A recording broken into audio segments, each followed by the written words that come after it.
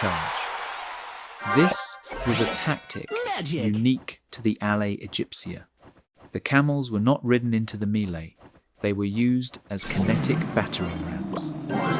The handlers released the muzzles and drove the beasts down the scree slopes toward the enemy flank.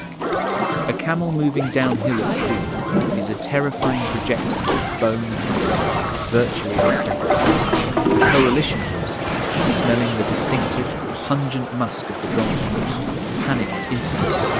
The anti-cavalry pheromone effect was immediate. Parthian chargers bucked and bolted, throwing their riders or trampling their own infantry. The cohesion of the defending force disintegrated before contact was even made. Into this chaos, Caesarion led his elite guard, the Sons of Horus. These were not traditional Egyptian infantry. They were a hybrid unit, armed with Roman gladii and oval shields, trained in the aggressive close quarters doctrine of the Legion. They descended the slope in a controlled slide, surfing the scree, crashing into the disorganized flank of the coalition. Caesarion, fighting at the point of a wedge, was a blur of motion. He did not fight like a Roman, with the stoic economy of the shield wall. He fought with the fluid, athletic aggression of the Hellenistic gymnasium. His sword worked precise and lethal. He cut down a Bactrian chieftain, seizing the man's standard, a golden yak tail, and throwing it into the ravine below. The battle for the Gate of Alexander lasted less than an hour. It was not a contest, it was a cleaning operation.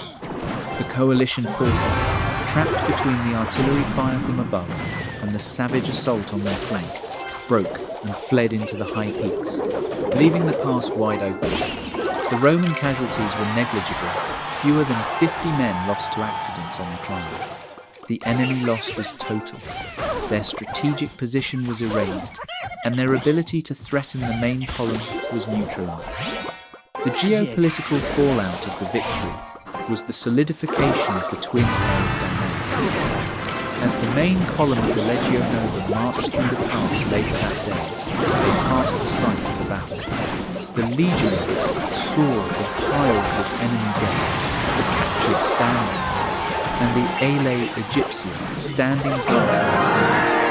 For the first time, the Roman veterans looked at the Egyptians not as auxiliaries, but as peers. The hybrid legion was no longer just a mix of equipment, it was a mix of blood.